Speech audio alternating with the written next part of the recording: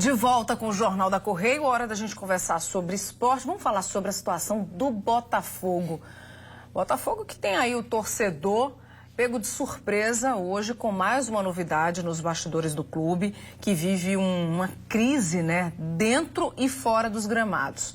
Para falar um pouco mais sobre essa situação, esse assunto, a gente recebe aqui o nosso editor de esporte, Amaury Aquino. Boa noite para você. Estávamos com saudades. Seja bem-vindo. Faz um tempinho já. Boa noite, Linda. Boa noite a todos que nos acompanham. Pois é, né, Linda? Mais uma bomba, dessa vez aí com a carta renúncia apresentada por Alexandre Cavalcante, né?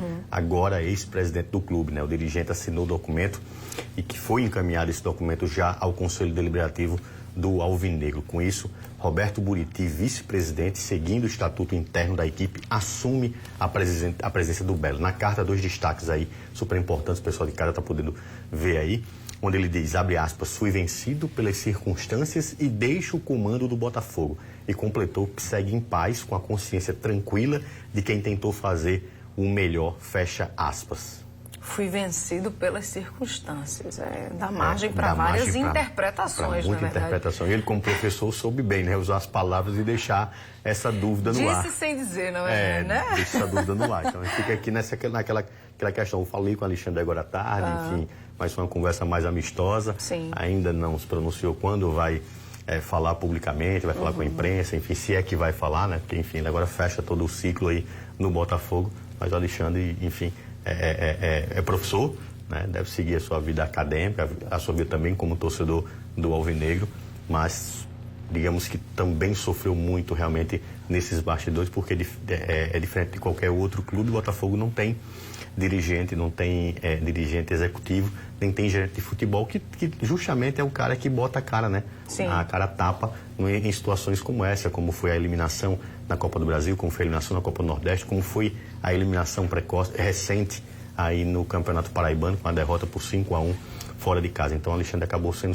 sempre o homem que levava os louros, mas também o que levava todas as porradas. Pancadas, né? Eu fico imaginando, depois desse posicionamento, como tá o bastidor, né? Deve estar ali a maravilha do contorno fervendo. Fervendo. Imagino eu. Sem dúvida alguma, né? A expectativa agora é saber quem é que vai assumir o cargo. De acordo com o regimento interno, como eu falei, Roberto Buriti deve assumir a pasta, mas o dirigente já adiantou uma entrevista com outros departamentos do clube, que vai conversar com outros departamentos, inclusive o financeiro, na tarde desta quinta-feira, ou seja, amanhã.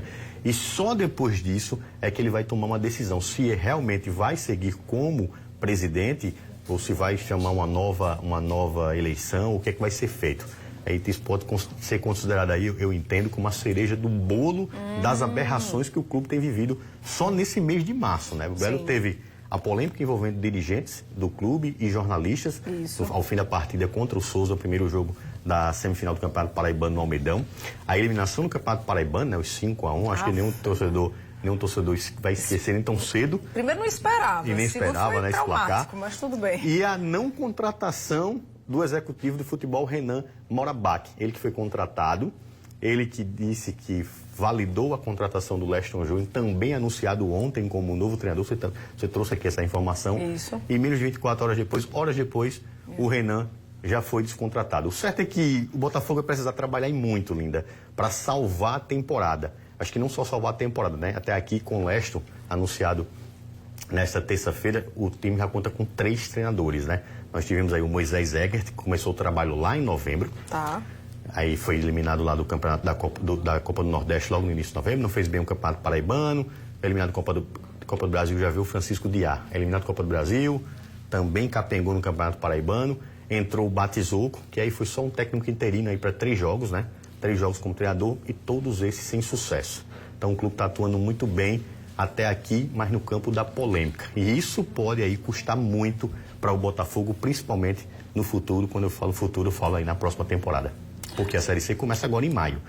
E o time tem aí 30 dias aí, digamos, de preparação para organizar todo esse furdunço. Chegar na Série C dessa forma, com problemas dentro de campo, porque o time tem muitos problemas dentro de campo, a equipe ainda precisa passar por uma reformulação na montagem desse elenco, e agora com todos esses problemas extra-campo. Então o Botafogo vive uma das suas piores crises dos últimos momentos, dos últimos tempos. E eu ia perguntar justamente isso, porque assim, eu não entendo muito de futebol, não, sou torcedora, aquela torcedora bem do jogo normal, do básico, mas se passaram tantos líderes, né, tantos treinadores e não tiveram êxito, não seria o caso do problema estar dentro ali das 4 linhas, né, entre o time, entre os jogadores, entre as posições, enfim, porque não é possível, né? Dentro das 4 linhas é fato que o problema já aconteceu, né? Porque quando o time não consegue dar resultado é que tem realmente algum problema, né? E o problema pode ser a comissão técnica, pode ser os jogadores. Eu acredito, e o pessoal do Correio Esporte, os debatedores do Correio Esporte, a gente enxerga que o elenco,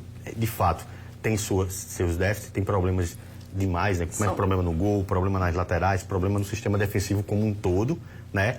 E que aí foram se estendendo. Então, o time fez algumas contratações pontuais nessa última semana, antes das semifinais, contratou aí 5 jogadores, dentre eles o Djavan, volante, que foi cria da base, que retornou ao clube após 6 temporadas, e para tentar reajustar. Mas foi muito pouco tempo e foi com um treinador que era interino, né? Que não era um treinador que ia ficar definitivamente dando seguimento ao trabalho, desenvolvendo esse trabalho para o futuro. Então, é esperar ver o que vai acontecer, se o Leston vai ter tempo ele vai ter para preparar, mas se ele realmente vai ficar e se vai ter condições físicas, condições psicológicas e condições de jogador mesmo para trabalhar. Vamos falar de final do Paraibano? Vamos, final do Paraibano. É sábado, né? Tem Souza e 13 e Souza, na verdade, o primeiro jogo que acontece lá no Estádio Amigão a partir das 4h30 da tarde. Novidade no Campeonato Paraibano de Futebol é que o 13 entrou com a solicitação ontem junto ao Ministério Público do Estado, solicitando ao Ministério Público para que fosse aumentada a capacidade de torcida dentro do estádio Amigão. Hoje o Amigão tem a capacidade reduzida para 7.300 e poucos torcedores, tá?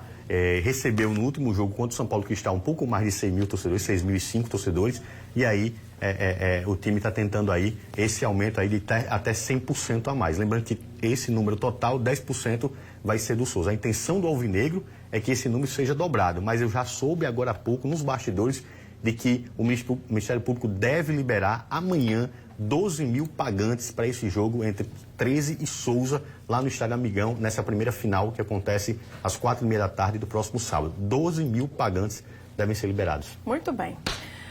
Mauri, obrigada pela sua participação, viu? E vamos acompanhando aí todos esses detalhes, todos esses bastidores. Espero voltar agora com um bastidor de positivo, conquistas, né? De títulos, enfim, de alegria, né? Pois é, a gente espera você aqui também para isso, viu? Eu que agradeço, querida. Valeu, Mauri, obrigada.